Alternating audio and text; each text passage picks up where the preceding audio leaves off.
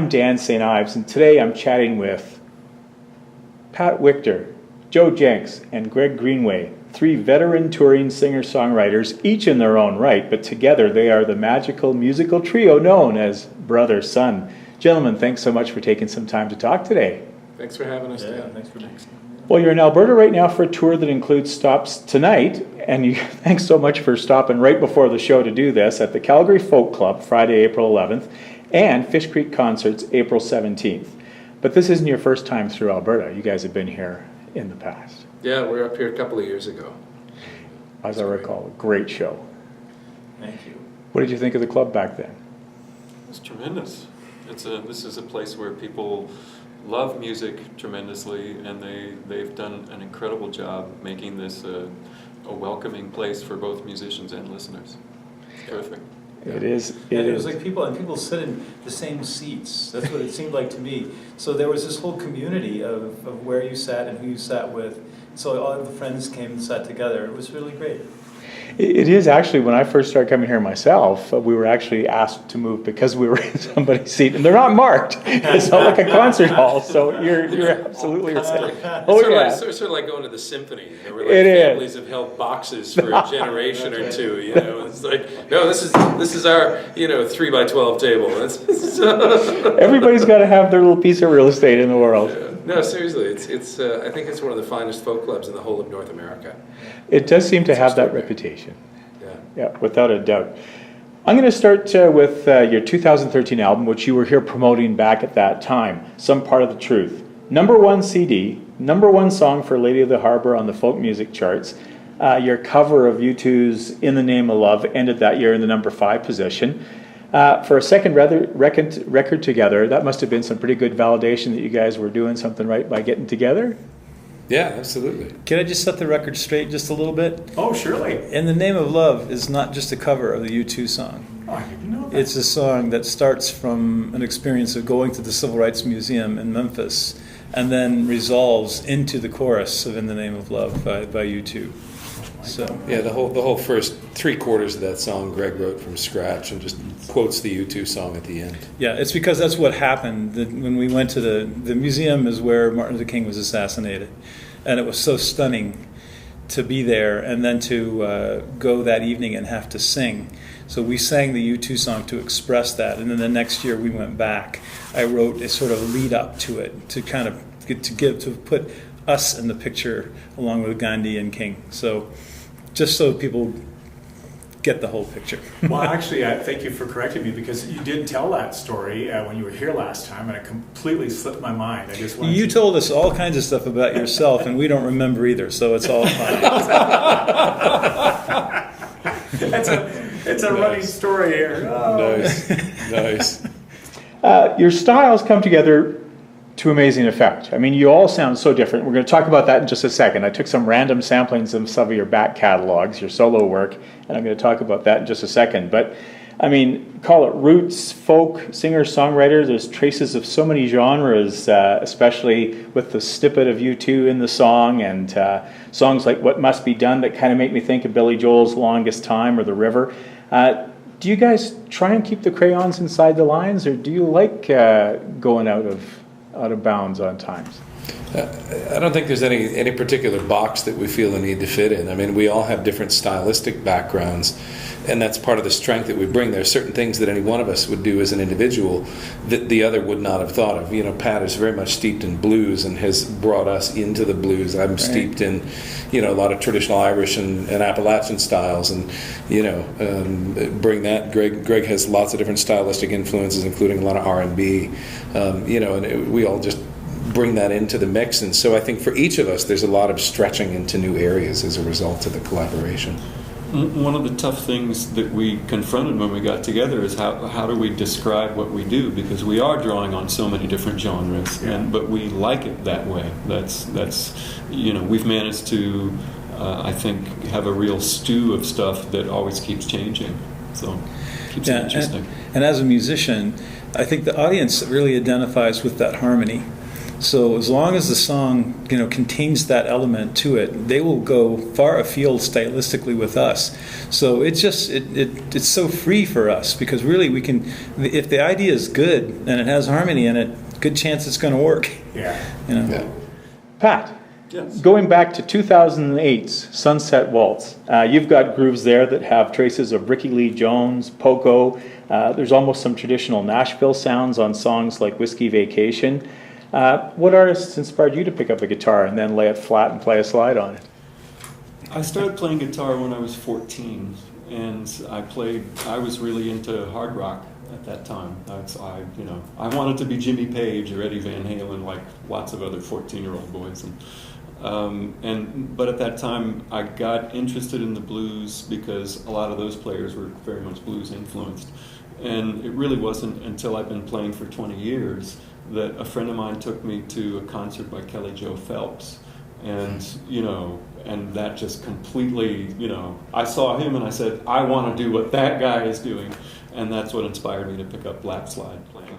And then I went back and found out what his influences were, and I started really getting into Mississippi Delta blues and some of those, more, it's full of, those great innovators of the blues, are the ones that I keep coming back to. So that's certainly one of the foundations of what I do musically. Greg, listening to some tracks on 2001, Something Worth Doing, you strike me as the one closest to wanting to have an electric guitar on stage. You seem to channel 70s Kenny Loggins, even a bit of Canada's Bruce Cockburn. What 45s were playing on your turntable when you were getting influenced? Wow. Well, many. My first influence, that just made me absolutely want to do this was Richie Havens. Wow. So, this guy is a drummer with a guitar, basically. So, and then this is all records that my brother left on our turntable when he went away to college, and he left an Eric Anderson record on there as well. And I didn't realize that the first song I learned to fingerpick was called Thirsty Boots, which was a song about civil rights marchers. So without even realizing it, and this is plus I'm growing up in the American South in Richmond, Virginia, so it sort of, without me even realizing, it sort of foreshadowed my direction. But my guitar playing style really is a combination of those two. I had to decide whether I was going to be Richie Havens, or whether I was going to be a finger picker. So I'm sort of stuck those two together and do both of them. But James Taylor was a huge influence on me, three-finger picking. And then I got into Peter Gabriel. And Peter Gabriel, to me, is like the quintessential folkie. He is orchestral, he's poetic, and he's really emotional. And he's also vastly aware of the world, And so when I hear him, I realize this, I'll set him aside for a period, and I won't listen. And then I'll put on when I'm really, I've had a lot of heavy stuff go on lately. When I put him on, I realize that Peter Gabriel most incorporates all of my emotional timbre, that he is the guy that is able to do that. So, but it's just figuring out. It's like a vocabulary, like as a writer, the more influences you have, the more ability you have to realize who you are and to express what you need to express. Joe, 2007, The Candle and the Flame. You have the most East Coast Canada sound in yours. You're almost an honorary Canadian by musical identification. I hear quite a bit of the story. My grandmother was Quebecois. Oh, perfect. I hear so much of the stories that are so identified with our own maritime songwriters. Title track is a little bit like James Taylor, if he had grown up in Maryland. Where does your distinctive sound spring from?